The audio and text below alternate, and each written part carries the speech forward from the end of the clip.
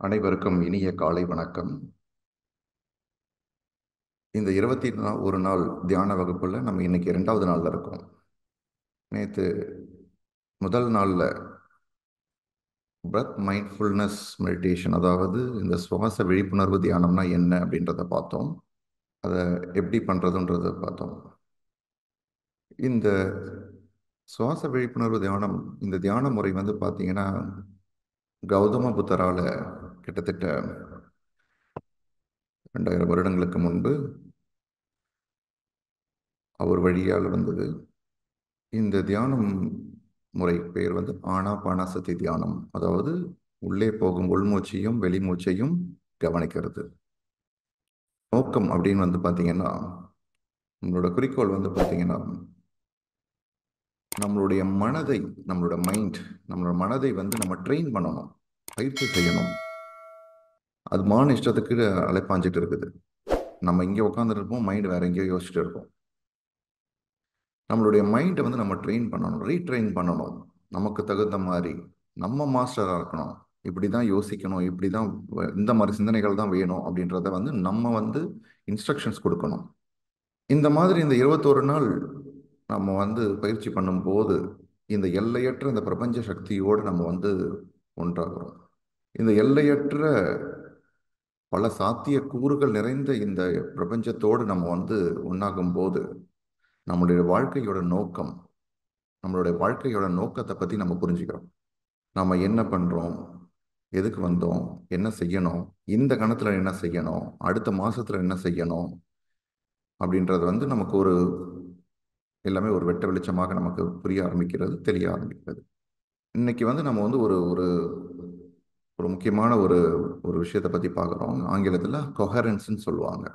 ஒத்திசைவான ஒரு மனம், கொஹரண்ட் மைண்ட், அதாவது ஒத்திசைவான மனம், இல்லைன்னா ஒருங்கே செயல்படுறது.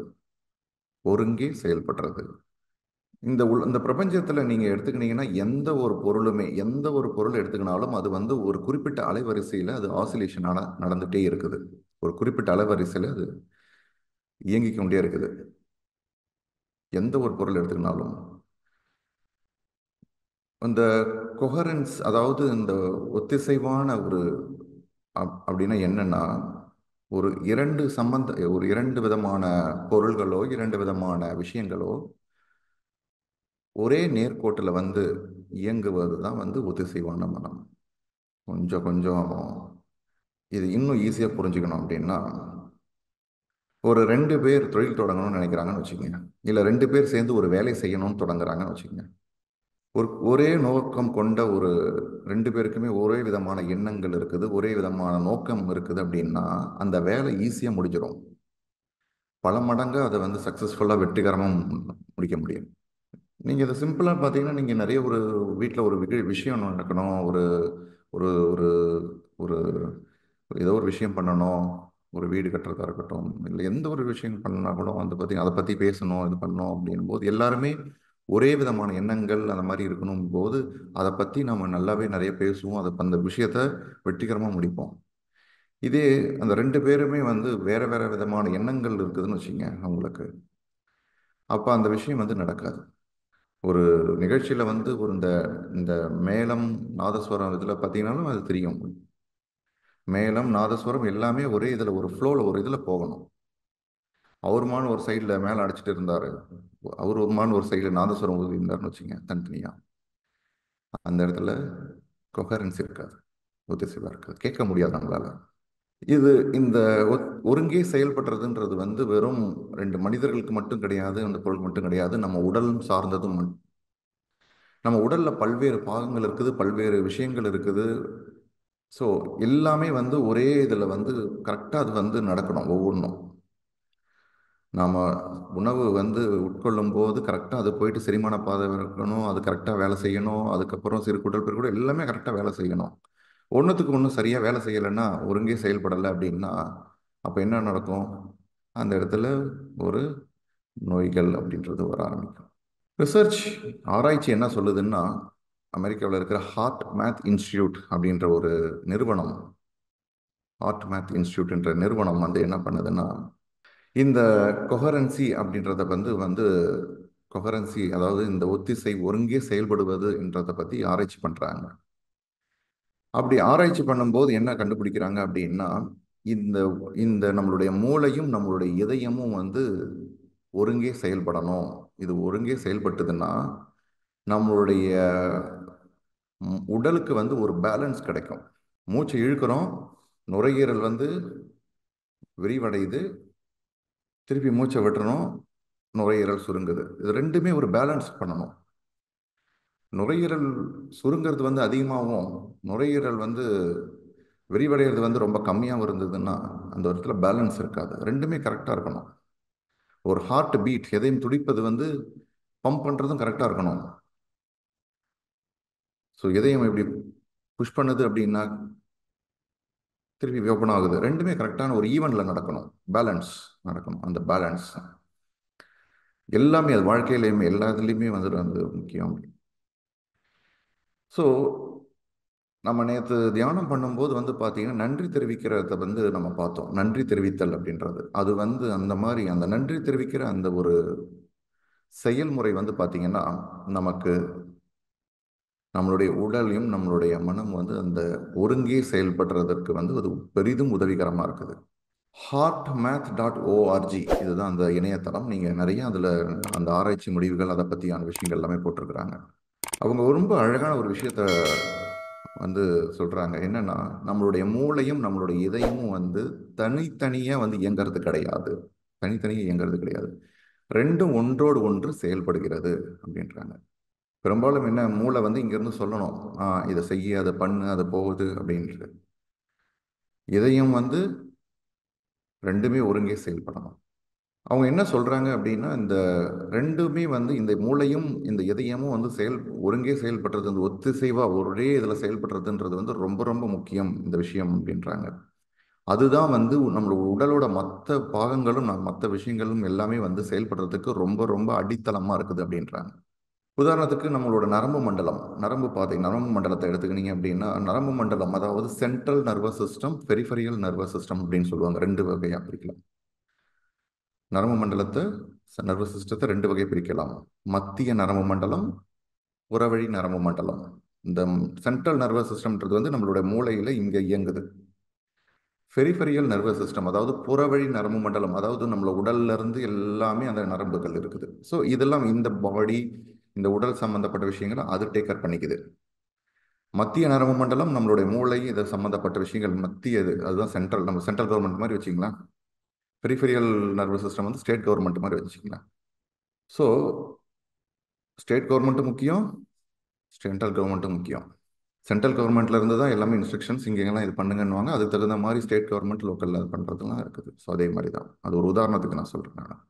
அகெயின் இன்னும் மறுபடியும் பார்த்தீங்கன்னா, இந்த பெரிஃபெரியல் நர்வஸ் சிஸ்டம் அதாவது இந்த புறவழி நரம்பு மண்டலத்தை வந்து ரெண்டு வகையாக பிரிக்கலாம். Sympathetic nervous system, parasympathetic nervous system. Sympathetic nervous சிஸ்டம்னா ஒன்றும் கிடையாது, ஒரு பரிவு நரம்பு மண்டலம். இது எதிர்பரிவு மண்டலம். அது ரொம்ப ஈஸியாக புரிஞ்சுக்கலாம், ரொம்ப ரொம்ப கஷ்டப்படுத்திக்க வேண்டாம். அதாவது இந்த உடல்ல பல்வேறு பாகங்கள் இருக்குது, ரைட்டுங்களா? உதாரணத்துக்கு வெறும் இந்த நுரையீரல் எடுத்துக்கங்க. இந்த நுரையீரல் சுருங்கணும் விரியணும், சுருங்கணும் விரியணும், சுருங்கணும் விரியணும். சுருங்கிறதுக்கு ஒரு நரம்பு மண்டலம் உதவி பண்ணுது, விரியறதுக்கு ஒரு நரம்பு மண்டலம் உதவி செய்யுது. சுருங்கிறதுக்கு எது என்ன பண்ணுது? இந்த சிம்பத்தட்டிக் நர்வஸ் சிஸ்டம் சொல்லக்கூடிய பரிவு நரம்பு மண்டலம் உதவி செய்யுது. அதே அந்த நுரையீரல் விரியறதுக்கு வந்து எதிர்பரிவு நரம்பு மண்டலம் உதவி செய்யுது. சுருங்குது விரியுது, இதயம் துடிக்குது, இதயம் பம்ப் பண்ணுது, சுருங்குது விரியுது இதயமும். நான் ஒரு பொருளை ஒரு வேலை செய்கிறேன், ஏதோ ஒரு வேலை செய்கிறேன். அப்போ வந்து நான் வந்து ஒரு வெயிட்டை தூக்குறேன். திருப்பி அந்த வெயிட்டை வந்து ரெஸ்ட் கொடுக்கணும் அந்த உடலுக்கு. நம்ம நிறைய வேலை செய்கிறோம், அதுக்கு தகுந்த மாதிரி ரெஸ்ட் இருக்கணும், பேலன்ஸ். ஸோ அந்த மாதிரி இது எல்லாத்துக்குமே இந்த பேலன்ஸ்ன்றது ரொம்ப ரொம்ப முக்கியம். இது எல்லாமே செயல்படுறதுக்குன்றது வந்து இந்த மூளையும் இந்த இதயமும் வந்து வந்து பார்த்தீங்கன்னா ஒருங்கே செயல்படுறது ரொம்ப ரொம்ப முக்கியம். அவங்க இன்னொரு ஆராய்ச்சி, அந்த அதே ஹார்ட்மேத் இன்ஸ்டியூட் வந்து இன்னும் கண்டுபிடிச்சிருக்காங்கன்னா, மூளையில் வந்து மூளை செல்கள், அதாவது வந்து நர்வ் செல்ஸ், நியூரான்ஸ்னு சொல்லக்கூடிய நம்மளோட மூளையில் ஃபுல்லாகவே நர்வ் செல்ஸ் தான் இருக்குது. இந்த நர்வ் செல்ஸ் வந்து மூளையில் மட்டும் கிடையாது, நம்மளோட இதயத்திலையும் இருக்குதுன்றாங்க. அதாவது கிட்டத்தட்ட சொல்ல போனால் இந்த உங்களோட இதயமும் வந்து ஒரு சிறிய மூளை மாதிரி தான் அப்படின்னு கண்டுபிடிச்சாங்க. உங்களோட இதயமும் ஒரு சிறிய மூளை தான் அப்படின்னு கண்டுபிடிச்சாங்க. இந்த இதயம் வந்து எப்படி இயங்குது அப்படின்னா, இப்போ பெரும்பாலும் வந்து நம்மளோட மூளை தான் வந்து பார்த்தீங்கன்னா நிறைய சிக்னல் அனுப்பும். உதாரணத்துக்கு எனக்கு வந்து கொஞ்சம் பசிக்கிற மாதிரி தெரியுதுன்னா அந்த இடத்துல இருந்து வந்து போயிட்டு ஒரு ஒரு சிக்னல் போகும் மூளைக்கு. இந்த மாதிரி நம்ம மாஸ்டருக்கு வந்து பசிக்குது, இந்த இடத்துல ரொம்ப பசி இருக்குது, அவர் நிறைய வேலை செஞ்சுக்கிறாரு, அவருக்கு நிறைய பசிக்குது, அவருக்கு கொஞ்சம் சாப்பாடு தேவைப்படுது, கொஞ்சம் சாப்பாடு கொடுங்க அப்படின்ற மாதிரி இங்கேருந்து ஒரு இன்ஸ்ட்ரக்ஷன் வயிற்றுலேருந்து அங்கே போகுது மூளைக்கு. மூளை சென்ட்ரல் நர்வஸ் சிஸ்டம் அங்கே போன உடனே மத்தியதுக்கு போன உடனே அங்கேருந்து உடனே அவர் என்ன பண்ணுறாரு, ஓகே அதுக்கு தகுந்த மாதிரியான இன்ஸ்ட்ரக்ஷன்ஸ் கொடுக்குறாரு. எந்தெந்த இடத்துக்கு போகணும், சாப்பாடு வேணும்னா உடனே ஓகே இந்த இது வேணும், அந்த இடத்துல கொஞ்சம் ஆற்றல் தேவைப்படுது, உடனே பசியை உண்டாக்குறாங்க. உடனே மாஸ்டருக்கு சொல்கிறாங்க, மாஸ்டர் இந்த மாதிரி நிறைய எனர்ஜி தேவைப்படுது நமக்கு, கொஞ்சம் சாப்பாடு கொடுங்க எனக்கு. ஸோ அதனால் வந்து பசி உருவாக்குறாங்க. இது எல்லாமே வந்து அங்கேருந்து சிக்னல் வருது நமக்கு. அப்படி அங்கே வரும்போது உடனே நம்ம சாப்பிட்றோம், சாப்பாடு உள்ளே போட உடனே ஆட்டோமேட்டிக்காக அங்கேருந்து சிக்னல் போகுது, போதும் போதும் இதுக்கு மேலே வந்து சாப்பாடு வந்து போட வேணாம், இவ்வளோதான் அப்படின்னு வந்து அங்கேருந்து சிக்னல் திருப்பி போகுது. உடனே மூளை வந்து போதும் இதோட நிறுத்திங்க அப்படின்னு. நிறைய பேர் அதை அந்த சிக்னல்லாம் தெரியறதில்லை. அது எப்போ தெரியும்னா தியானம் பண்ண பண்ண ஆட்டோமேட்டிக்காக போதும் எனக்கு சாப்பாடு, அந்த சிக்னல் தான் நம்மளோட உள்ளுணர்வு, அந்த இன்ட்யூஷன் போதும் இது போதும் அப்படின்னு வரும். ஸோ இந்த சிக்னல் வந்து பார்த்தீங்கன்னா மூளையிலிருந்து நமக்கு பல்வேறு பாகங்களுக்கு உடலுக்கு போகுது. ஆனால் என்னன்னா இதில் முக்கியமான விஷயம் வந்து என்னன்னா, இந்த இதயத்தில் இருக்கிற சிக்னல் வந்து நிறைய போகுது, இங்கே மூளைக்கு போகுது. மூளையில இருந்து தான் எல்லாத்துக்குமே போகுது மற்ற உடல் பாகத்துக்கு. ஆனால் ஹார்ட்டில் இதயத்துல இருந்து நிறைய சிக்னல் அங்கே போகுது. அப்போ அங்கேருந்து போகும்போது இதயத்தில் நிறைய நியூரான்ஸ்னு சொல்லக்கூடிய நரம்பு, அந்த மூளை செல்கள் அங்கே இருக்குதுன்னு கண்டுபிடிச்சிருக்காங்க.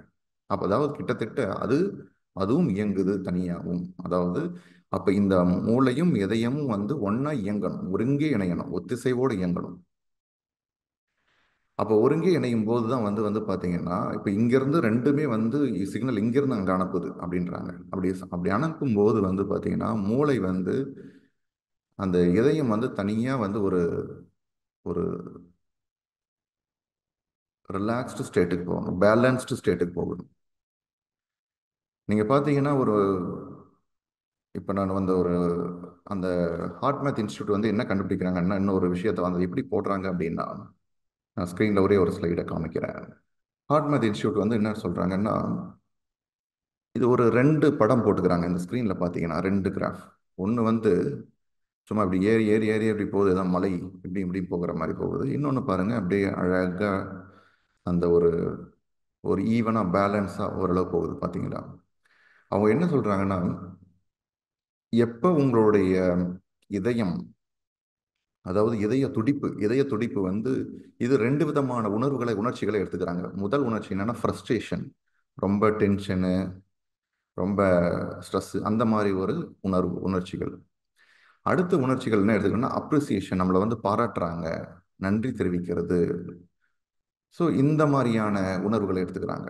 அப்படி எடுத்துக்கும் போது முதல்ல இருக்கிறது வந்து பார்த்தீங்கன்னா இந்த இந்த டென்ஷன் அப்படின்னும் போது அந்த இதய துடிப்பு வந்து பார்த்தீங்கன்னா மேலேயும் கீழே போது. ஒவ்வொருத்தங்களுக்கும் ஒரு விதமான இதய துடிப்பு இருக்கும். ஒவ்வொருத்தங்களுக்கு 70 இருக்கும், 80 இருக்கும், 60 இருக்கும். ஒவ்வொருத்தவங்களுக்கு பல விஷயங்களை பொறுத்து இருக்குது.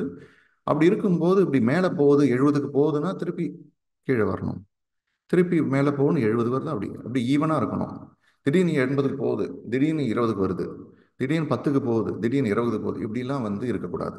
ஸோ கீழே வந்து பார்த்தீங்கன்னா இதே உணர்வு என்ன உணர்ச்சி எடுத்துக்கிறாங்கன்னா, அந்த இதயம் வந்து நம்மளோட இதயம் வந்து ஒரு நல்ல உணர்ச்சிகளை வந்து நல்ல உணர்ச்சிகள்னா என்னது, நம்மளை பாராட்டுறது, நம்மளை வந்து மற்றவங்க வந்து ஒரு நன்றி தெரிவிக்கும் போது நம்ம எப்படி உணர்றோம், ரொம்ப சந்தோஷமா மகிழ்ச்சியா, இந்த மாதிரி உணர்வுகளை நம்ம மனதுக்குள்ள இதயத்துக்குள்ள கொண்டு வரும்போது நம்மளோட இதய துடிப்பு வந்து சீராக இருக்குது அப்படின்றாங்க. பேலன்ஸ்டா 70 போகுது, திருப்பி கீழே 70, திருப்பி மேலே போகுது, அப்படி ஈவனா போகுது அப்படின்னு சொல்றாங்க நம்மளோட இதய துடிப்பு. ஸோ இந்த இதய துடிப்பு ஈவனாக அந்த போகும்போது என்னன்னா நமக்கு அந்த ஒருங்கே செயல்படுது. அந்த இதயத்திலிருந்து நமக்கு மூளையும் எல்லாமே வந்து ஒரே நேர்கோட்டில் நமக்கு செயல்படுது. அப்போ நம்மளோட மொத்த உடலுமே வந்து பார்த்தீங்கன்னா நம்மளோட எல்லாமே வந்து ஆட்டோமேட்டிக்காகவே வந்து சரியாக ஆரம்பிக்குது.